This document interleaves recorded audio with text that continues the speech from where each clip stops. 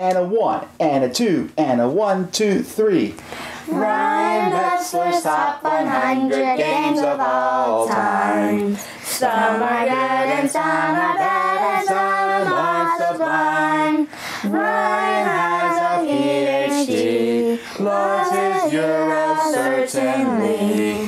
Felt his favorite, can't you see? So here's his favorite Top 100 games. Hey there everyone, and welcome to the final edition, or final episode I should say, of my top 100 games.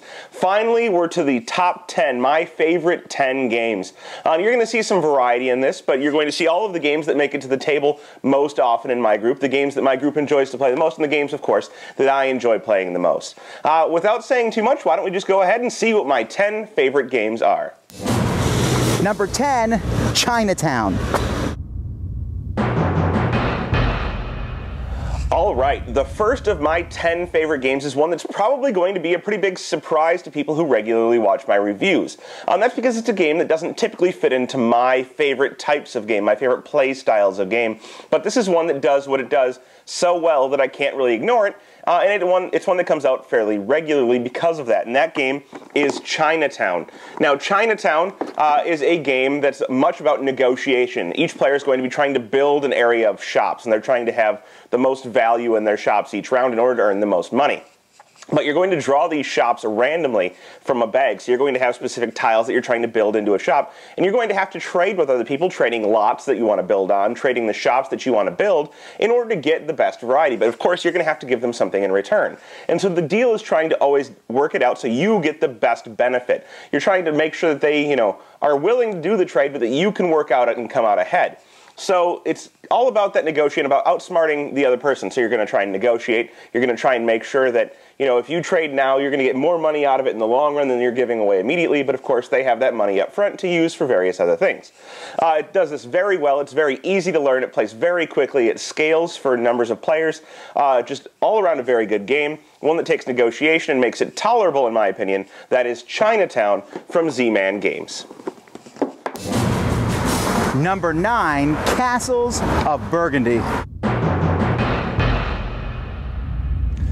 Following that very uncharacteristic selection by me, we have one that is probably no surprise to anyone, and that is yet another Stefan Feld game, his 6th appearance or so in my top 100, and we have the Castles of Burgundy, which is another game, kind of like Bora Bora, where he's using dice as a method to fuel the mechanics of the game. So in Castles of Burgundy, each player will have their own dice. They will roll those dice, use them to get and place tiles, to sell goods, and perform various other things throughout the game, like getting specific little tiles that help you manipulate the values of your dice. So everything in this game revolves around playing and using those dice, and then of course the tiles that you have to place out onto your board subsequently. And each of these tiles has different methods of how they're going to activate. Some will give you more actions, some will give you special abilities, some will give you end of game scoring.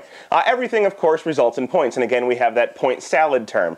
But it all comes together in such an elegant way where you're trying to best manipulate the tiles that are available on the board, and they'll come out in different orders each time, changing it up. You can change up the different boards that each player will be playing on to give some variety there. And as I said, he just takes that one mechanism, dice rolling, and manages to fuel an entire game's worth of play from that one thing. And Castles of Burgundy just plays out very well, specifically with 2 players, but even with more. Very well made game. Definitely suggest checking it out. It's one that comes out very frequently. A lot of people love. Check it out. Castles of Burgundy from Aaliyah Ravensburger. Number 8, Power Grid. Game number 8 is a very popular one that's been popular for a long time, one that will continue to be popular, and one that I think everybody that I've ever played with has enjoyed immensely. And that game is Friedman Freese's Power Grid. Now, Power Grid, not really a unique type of gameplay. In this game, you are going to be building a connection, and you're trying to build up a power plant connection, have the largest connected city route, and essentially, power a certain amount of cities before other players can. And if there's a tie at the end of the game, it comes down to who can power the most, not who's built the most, and then who has the most money.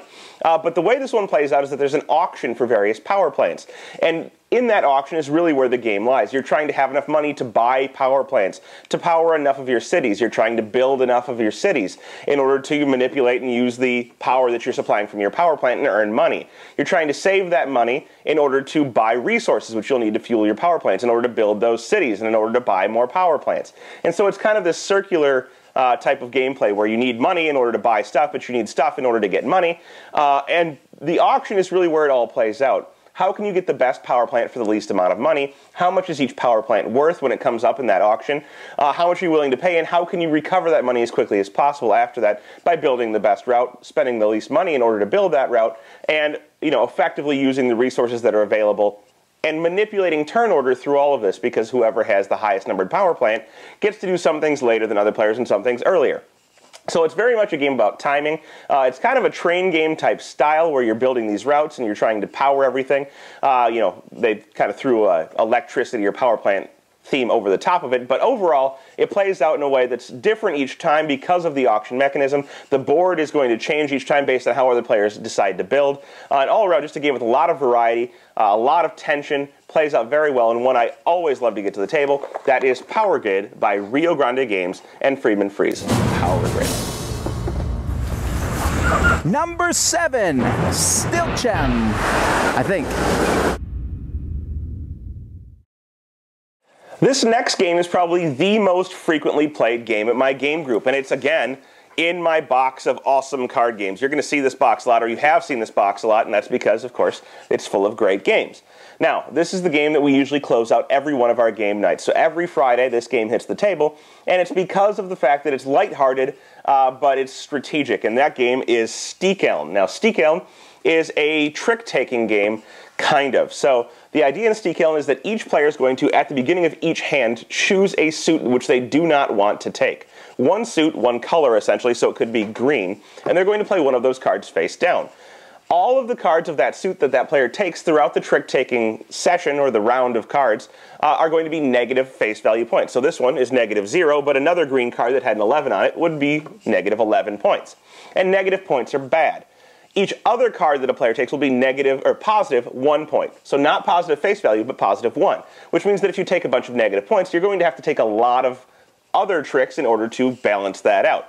And so the trick here is to avoid those negative points, take the positive points. But aside from that, it doesn't really follow normal trick-taking conventions. So in this game, you never have to follow suit.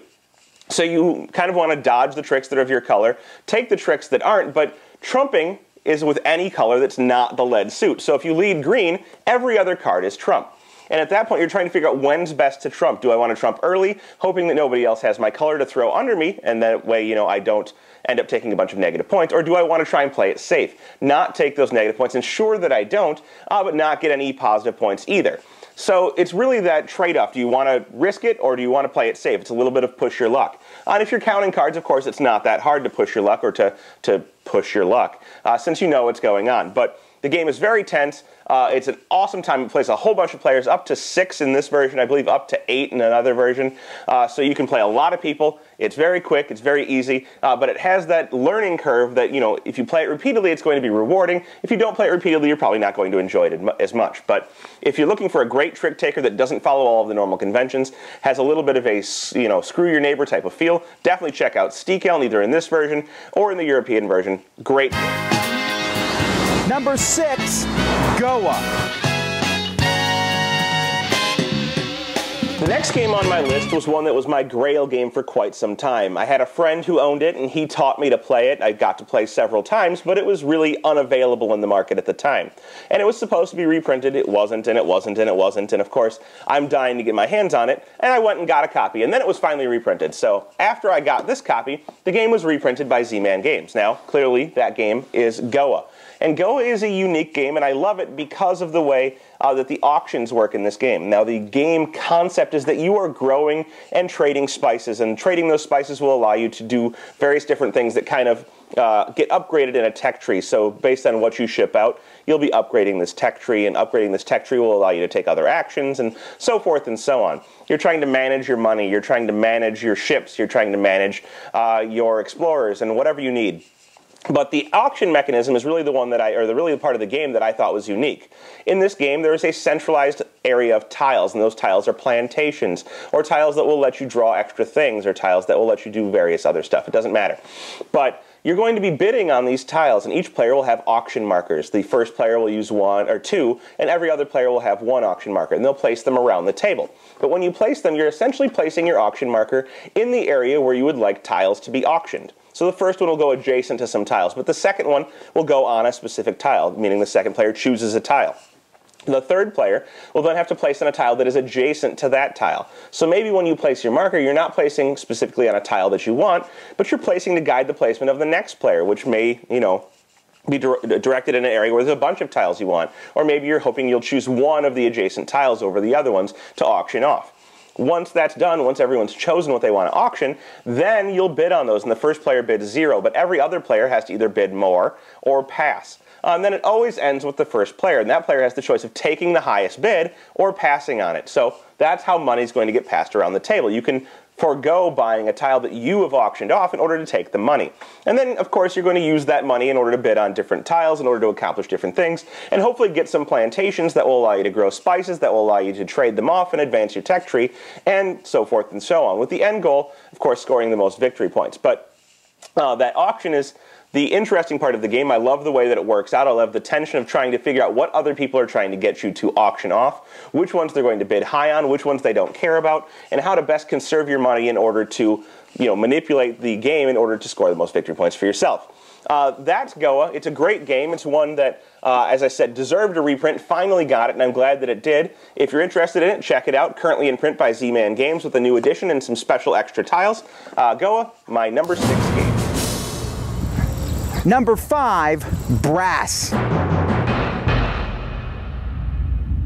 Game number 5 is one that I actually played more online for quite some time than I did in person, and I still love to get it to the table in person. I don't play as much online anymore, but that game is Brass by Martin Wallace. Now, this is kind of a train game, but kind of a canal game, and it's really a development game where you're trying to put out different types of businesses, be they ports or cotton mills or iron mines or whatever, iron factories or coal mines, whatever it is. You're trying to build these different things and then utilize the resources that they produce, or in the case of cotton mills and ports, simply ship the cotton through the port in order to score victory points and gain income. And you're trying to manage both that income with the victory point aspect of things. At the same time, you're trying to build connections. So you're trying to build canals in the first period of the game, and you're trying to build rails in the second period. But those canals are temporary. After the first period of the game, all of the canals will go away, and the connections you've made previously aren't going to matter anymore. And that's one of the awesome things about this game, is you can establish a route in the first half of the game, and that route will be completely gone in the second half. But if you've done it properly, you should be able to easily establish that route again. There are awesome different types of strategies you can use. So if you want to focus mostly on cotton and selling that cotton to either foreign markets or to the ports that are on the board, you can do that. If you want to focus on, supplying coal, everybody's going to need coal. So supplying that coal and putting it out on the board can either sell back immediately to a generalized market if you're connected and there's a supply for it or demand for it, or you can put it on the board and use it for your own buildings later on, or sell it to your opponents and they'll, well, not sell, but they'll utilize it and you'll get the victory points for it eventually. If you want, you can just build ships, and ships automatically give you victory points. So there's all of these different types of routes to success. In addition to that, you're using cards in order to play out onto the board, and the best use of those cards is not always straightforward. So it's about trying to figure out how you can best use your hand of cards, how you can manipulate what you have in order to kind of get the routes that you need out onto the board, and still kind of have extra things left over if you need to switch your plans in the future. So the game is tense. It plays out a little bit differently every time. I mean, you can choose a different strategy each time. They're always viable, and you have to adapt based on what other players are doing. But it's a lot of fun. The theme may be a little bit dry, but the game is great. I definitely suggest checking this one out. That's Brass by Martin Wallace and Eagle Games. Top 4, number 4, Tichu. Now we come to what is probably the best climbing game that I've ever played. Well, it is the best climbing game I've ever played. That game is Tichu, and again, it's in my awesome box of card games. This is the tin edition of Tichu, but really it's just a deck of cards with a few special extra cards. A phoenix, a dragon, a dog, and a mahjong. Now, those cards have special abilities that I don't have time to cover in this short little video, But this game is a partner's climbing game where you're trying to void yourself of cards in your hand. You'll deal out the deck. You'll do some trading of cards amongst the other players, one with each opponent and one with your partner, and then you'll go ahead and you'll try and void yourself of cards. And you can bet based on a certain number of cards, 8. If you've seen 8 of your cards, you can call Grand Tichu, saying that you'll go out first and betting 200 points. If you see all of your cards and decide you go out first before you play any, you can call Tichu, and that's a bet of 100 points. And if you get it, you get those points. If you lose it, you lose it. But the way the game plays is that you're going to play various different types of sets, be they runs, or full houses, or three-of-a-kind pairs. Whatever it is, you can play these different types of set, and each other player, after you, will either have to pass or follow suit and play a higher combination of that type, trying to go out first. And those bets for the points are really where the point scoring comes in, although there are points for various other types of things that you can get, like you can go out 1-2 with your partner, and that's worth 200 points.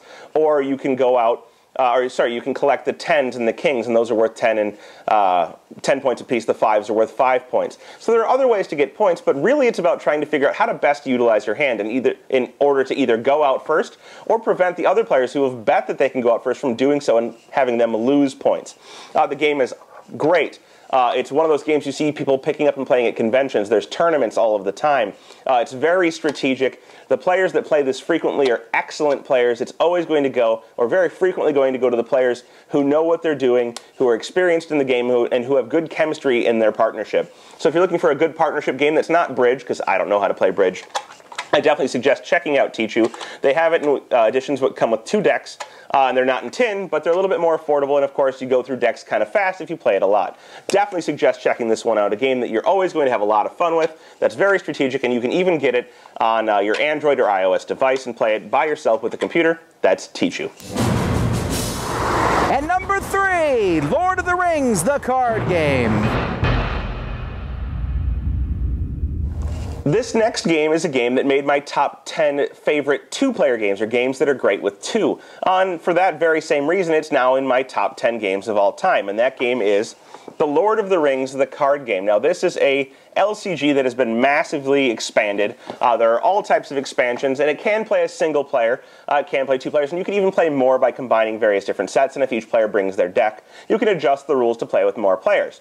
But I find that it's really best with a 2-player type of gameplay.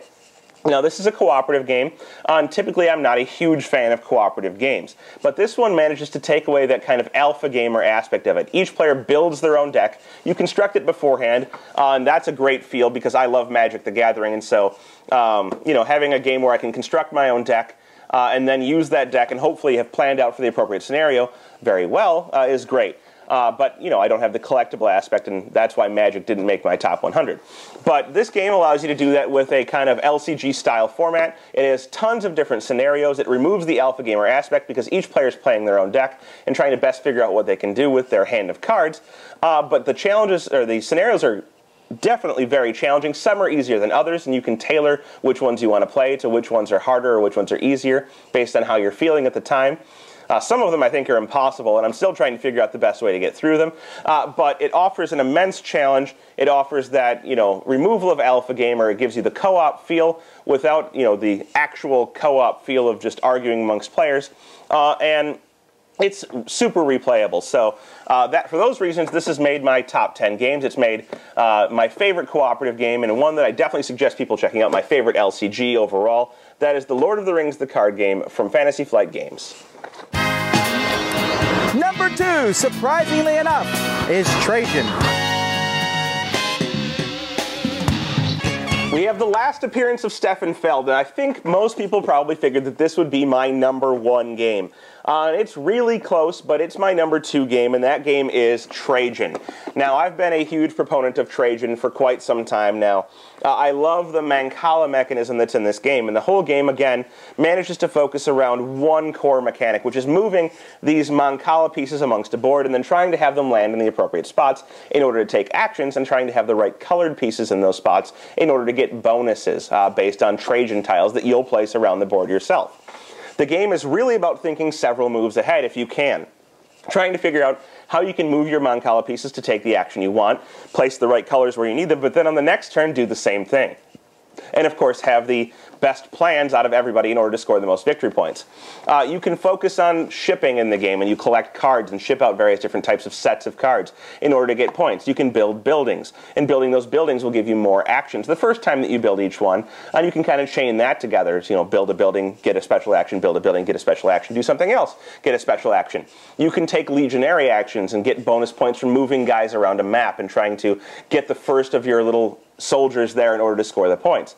Or you can get into the Senate and score victory points just for moving up on a track. There's all types of different ways to get victory points, and I know this is one of the things that some of the other reviewers on the Dice Tower hate, but it's something that I love. And again, he's managed to take that one centralized mechanism, the Mancala mechanism, and utilize it to fuel an entire game. Now, the other games are kind of little mini-games with building and moving and shipping and all of this other stuff, but it combines these little mini-games into a mechanism to get more actions. It's always about getting more actions in Trajan. How can you use one action to do three? And hopefully use all of those actions to score victory points. Trajan does this immensely well. It's a beautiful game. It plays out in a way that I don't think the theme is necessarily as strong as you'd like it to be, or at least in the connection with the mechanics, but the way that the game plays out, it's a very thinky game. It's a game that I love to play over and over again. I don't think that's going to change anytime soon, and that's why it's made it all the way to number 2 on my top 100 games, Trajan by Stefan Feld. And finally, number 1 for Dr. Ryan Metzler, Crokinole. And now game number 1. Now, I think this is one that's going to be pretty unexpected from a lot of you, but it's a game that I really enjoy playing. It's my favorite game to play. It comes out in all types of scenarios, at conventions, at parties, with just a couple of people, with Andrea and I when we want to play something just, quick and easy. And that game is Crokinole. Now, I've invested in Crokinole boards a couple of times. I have my Muzzies board, and I have my Helinski board, and I have both of these because they offer a little bit of a different experience each board. But the game as a whole is the same. It's awesome. It's a dexterity game where you're competing directly with somebody, and it's all about skill. It's fun, it's easy, you get a lot of laughs out of it, and it's just so easy to get to the table, and that's why it's number 1. I enjoy playing it, I get it out. Everybody I've ever introduced to it loves the game. It's one of my favorite things to do, just if I have a little bit of extra time, is just to sit down and play a competitive game with somebody else. You can play it 2-player, you can play it 4-player, and if you want to adjust the rules a little bit, you can even play it 3-player. It's fast, it's simple, but it's immensely challenging, and if you get 2 really good players, it's a very competitive game that can last a little bit longer if you have the equal skill, but it's all about trying to outskill that other player and beat them to 100 points.